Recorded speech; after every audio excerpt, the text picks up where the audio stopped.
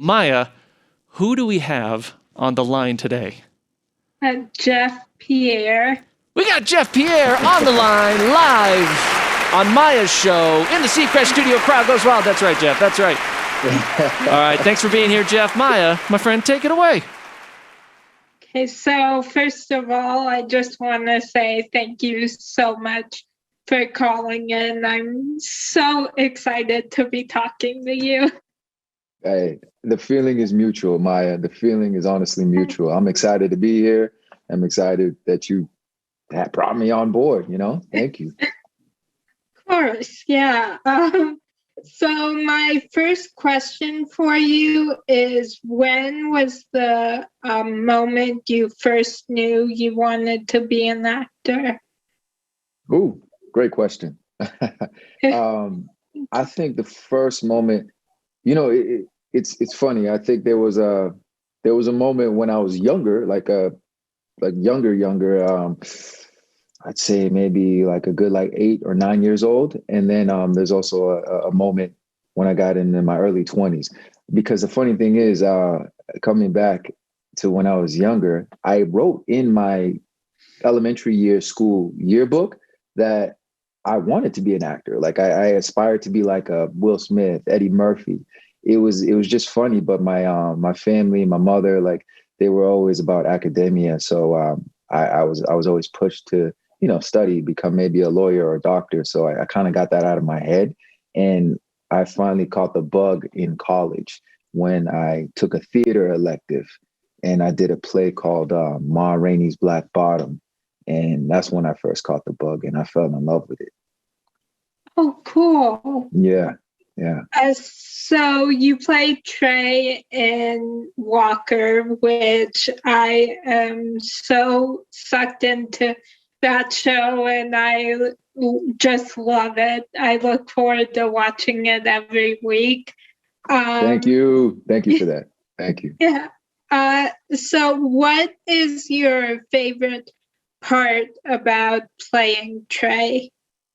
Oh, my favorite part about playing Trey, I would say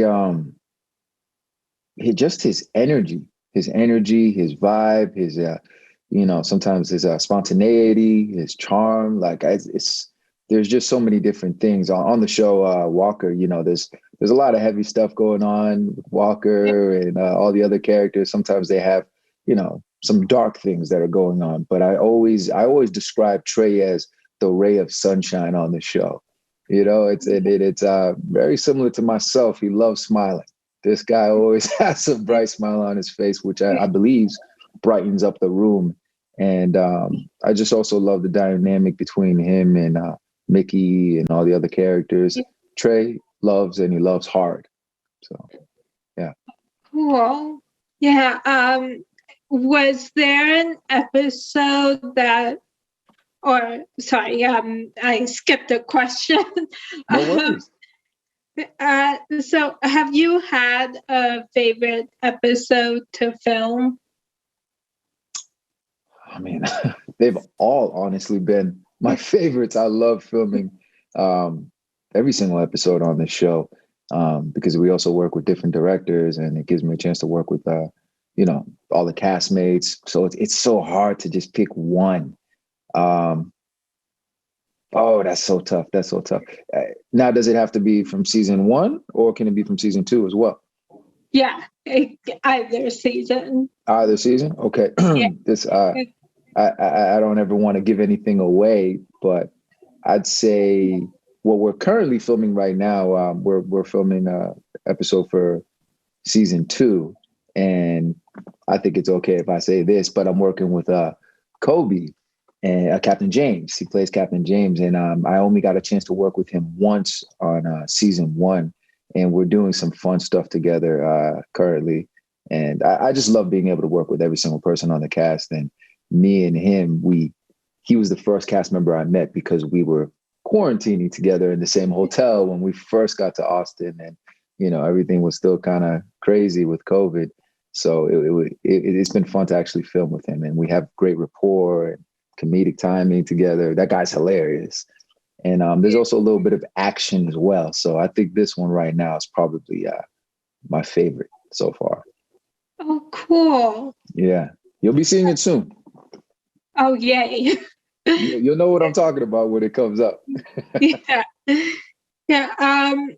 Was there an episode that was particularly challenging to film? Yes. Yes, for sure. Again, it's another one from this that we're working on. It's tough. I never want to give anything away. As I know you keep up with the episodes right now, so this season in particular has been tough because clearly, as you can see, me, Trey, and Mickey are going through a rough patch. So it's interesting as an actor because it gives me something different to play with. But in season one, for the most part, everything was always peachy. Everything was always great, upbeat. Trey and Mickey rarely ever got into a fight, and if they did, it was it's a slight argument, but everything was always resolved. Where this season, we're not as close. Like something is going on. There's tension, which is true to real life. That happens. There's no perfect relationship, and I enjoy it, but it's also very difficult because Lindsay Morgan and I mean, we get along so well. She's a great actress. The chemistry's there. So when we're shooting these scenes, it always feels awkward, which it should be, because I mean, whenever you're getting into a row with your spouse, that's kind of how it goes. So I think that's been difficult for me this season, working with her in that context where we're like kind of at opposite ends of the room, because every time we're in a scene together now, even though we're in close proximity, it just feels like we're miles away. And I think that's great, to stretch the muscles as an actor. Oh, yeah. Yeah. So you've been in and have guest starred in so many different things, including one of my favorite shows, The Rookie. Oh, yeah. Have you had a favorite project or character that you've played? Yeah. By the way, you have great taste, Maya. Honestly, you have great taste. Thank you. Those are great shows. I love every character that I've played. Rookie was great. That was that was right before Walker, and I loved it because I love the character, but more so, I got a chance to experience like what a family is like, cast wise. A lot of the jobs I've worked on, again, similar, but with this one, it gave me that feel like, oh man, these guys are like a family, and they're super welcoming. It almost felt as if I've been on the show for several seasons. And I remember when I was working with them, I was like, this is what I would like, because it was a reoccurring role. Which was amazing. But I was like, man, I would love to, have a series where I can form a family, and build something from scratch. And I was fortunate enough to get Walker, and that's kind of how, for me, they're very similar. But character wise, one of my favorites was I'd say still to this day, Shameless. That's probably one of my favorite characters to play, because I had to do a little bit more research. The character was a little bit different from who I am, and there was many similarities as well too. But it was fun to work on that project and work with those actors, because I was a huge fan and still am of that show. So going into it, even getting that audition, I was like, "Oh, this is crazy! I can't believe I'm going in for Shameless." It's one of those things. So, yeah. Oh, cool. Yeah. So what is the biggest lesson that you've learned from this past year and a half during this pandemic? Biggest lesson that I've learned is patience, I would say. I've gained a lot of patience, and I've had time to, self-reflect, because I feel like there's never been a point in life, even, when I was younger, school, all these different things. But right now it was kind of like everything was on pause. And I was able to really sit there and grow because I kept myself busy. I wanted to make sure I honed in on my craft. So I gave myself daily goals, even though nothing was going on in the world, essentially, other than going to the grocery store and waiting in long lines. But aside from that, I would definitely give myself little tasks throughout the day to keep myself busy. I read a lot more. I tried to challenge myself and learn new things. Like I picked up the guitar, which I've been wanting to do for years. I've always said I would. And I was like, you know what? I have the time to do it. So why not now? So I enjoyed that aspect of it. I think it was a blessing in disguise because I've grown as a human being. And yeah, I always try to look for the positive side of things. Yeah. Cool. Yeah. I love how, before the pandemic, it felt just like life was moving so fast, and like and so I actually really loved when everything stopped and it felt, didn't go so fast, which I liked. Right. So, yeah. It's like it gives you time to think, time to breathe, time to reflect, time to, it's good. Sometimes we need that. I think it's a recharge, Yeah, definitely. Yeah. And then I think one of the biggest things that I was actually happy about during the pandemic was it gave me time to binge watch a show I'd always wanted to watch. So I was like, yes, now I finally have time. What show? Because you're right. I did a lot of binging in myself. What show? Arrow. Oh, that's a good one. That's a good one. Yeah. You saw everything. You watched the whole series? Yeah. Okay. Yes. Yeah. That's awesome.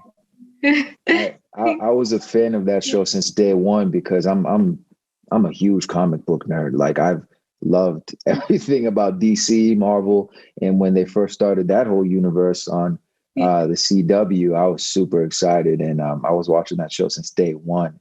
And then life, all these different things. I kind of fell off for a few seasons. Now I need to catch up on the tail end of the show. But big fan of that show. Big fan of Stephen Amell. So yeah, that's a good one. Yeah, and it gave me time to catch up on The Flash because I fell behind. So I just decided to start from the very beginning. So I rewatched all of The Flash, and then I watched all of Arrow. So I was like, this was my biggest accomplishment during lockdown. So. Which one's your favorite out of the two? I can't pick. Yeah. That's too hard. Yeah, I know. Yeah. I know. I agree. I hate when people ask me those questions. It's so hard. It's like, I like them both or I like them all. That's tough. Yeah. Well, okay. Now I'm gonna ask you which one is your favorite. Out of the two, Flash or Arrow, I'm with you on that. It's kind of that's really hard. Honestly, if I had to pick one, just because it started the whole thing, I think I would go with Arrow. But I love Grant. I love Grant on Flash. He's amazing. I love the characters on there. I love the relationships. But I'm gonna go with Arrow. Oh, cool. Yeah, I still can't pick. I was just thinking of seeing if I could, but I can't.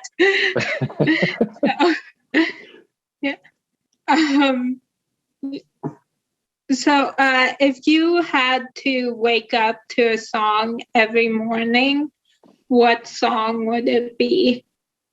Ooh. Wow, that's a great question. If I had to wake up to a song every morning, what song would it be? I think it would have to be Poetic Justice. It's the original.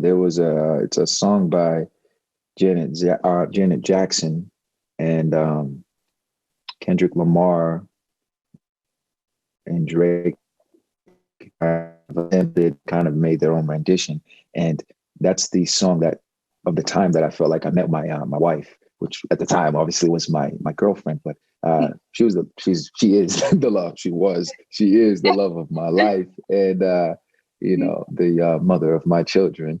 But it was just a magical time because everywhere we went, we would hear that song and it became our song. And I remember, I think maybe the first time we went out dancing together and it was playing. We were supposed to be leaving, but we just kind of like ended up dancing our way outside. And it felt like a Disney film. Like, I was twirling her around, and it also became I think it was a song that I used in our engagement because I had this whole elaborate engagement that I set up to surprise her, and I had that playing in the background. So I think it would be that song. It just it brings me chills, and I just I love everything about it because it reminds me of her. So yeah, I love that. Thank you. Yeah. So is there a character from any book, movie, or show that had a big impact on you? Oh yeah, Fresh Prince. I don't know if you've ever seen that. Well, Yeah. Will Smith. It's just Will Smith in general. That I think he's had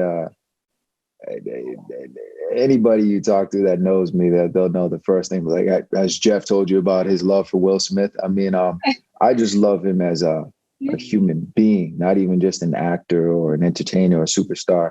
He's honestly what I aspire to be like, just because I think life is greater than what we do as far as like our jobs or careers or whatever. That's amazing.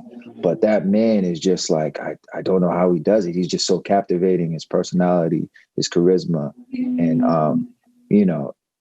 he's just a very genuine person. But the thing is, I just love his humor, everything about him. And it's always been that way since I was a kid. So he's somebody that I've looked up to. And again, he inspired me to get into this business, and his show Fresh Prince is something that I know backwards and forwards, every single episode, every single line. I think that's like the one show where I could binge watch that every day, any day. Oh, cool. Yeah. I definitely have those shows that I just rewatch all the time. So yeah.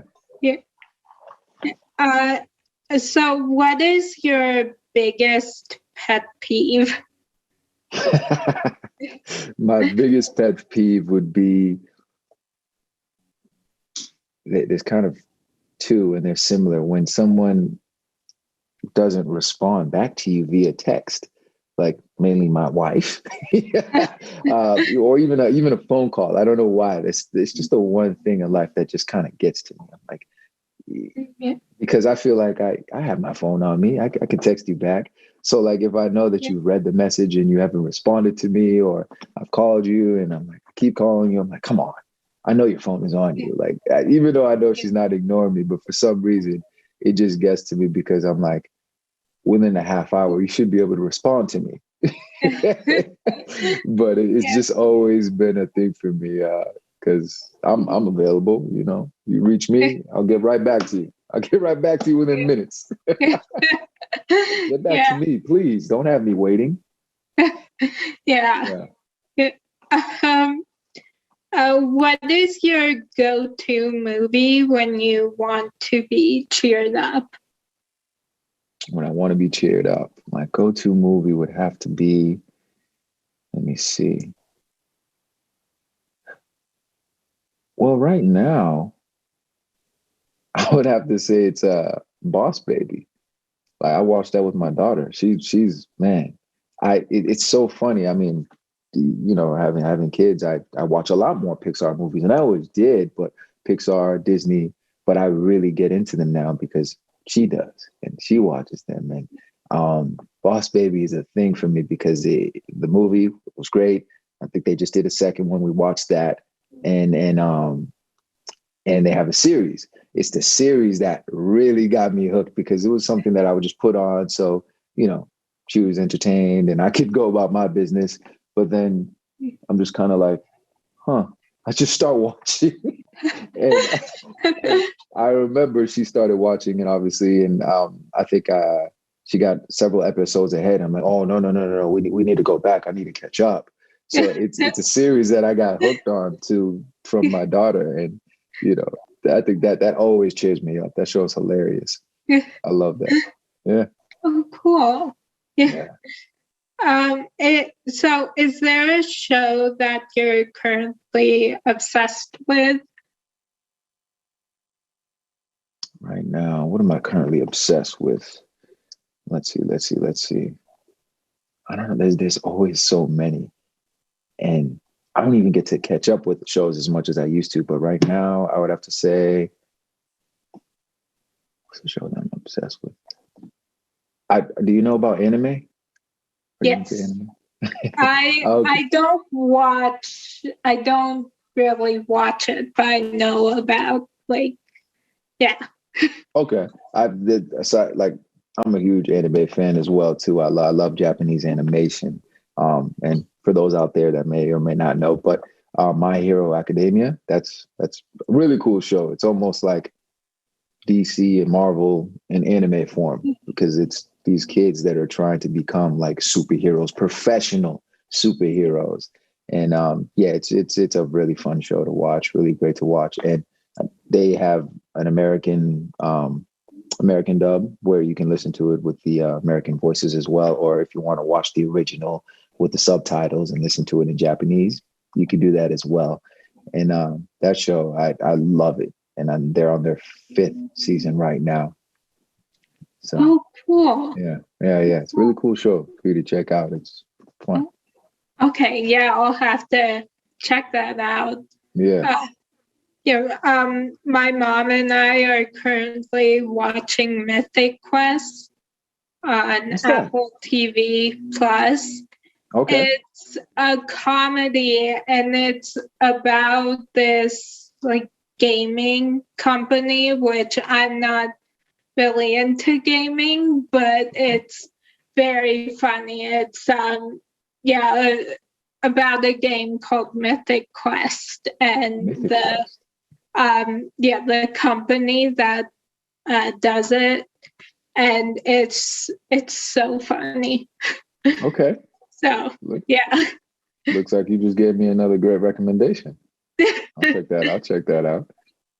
Cool. Yeah, I'll have to check out the show you were talking about. Yeah, please. And I think it's a good starter for anime as well too. That's it. It's a really fun show to watch. Oh, cool. A lot of action on there, and it's yeah. Oh, cool. So my last question for you is, who do you consider to be a real life superhero and why? I would say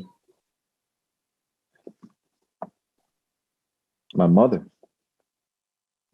because I mean, I wouldn't be here today without her. But I mean, I think the man that I am, I wouldn't be the type of individual that I am, or the man that I am without her and her upbringing. And she was a single mother, and she, pretty much did most of it herself. Obviously, I had my aunts, uncles, and family members that definitely chipped in and helped out immensely. But clearly, my mom played a major role in my life, and she still does to this day. I can never thank her enough. So, I don't want to sound cheesy, but yes, my mom is the ultimate Wonder Woman, in my opinion. And I've said it plenty of times before, and it's, it's true to me. It's tough because, have to pick one, it's either my mom or my wife, because I see those qualities in her as well. And she's amazing. They both are. But, I mean, I gotta go with moms for now. Oh, cool. My mom is also a single mom, and she and my sister are, I mean, they're both my superheroes and my best friends. And I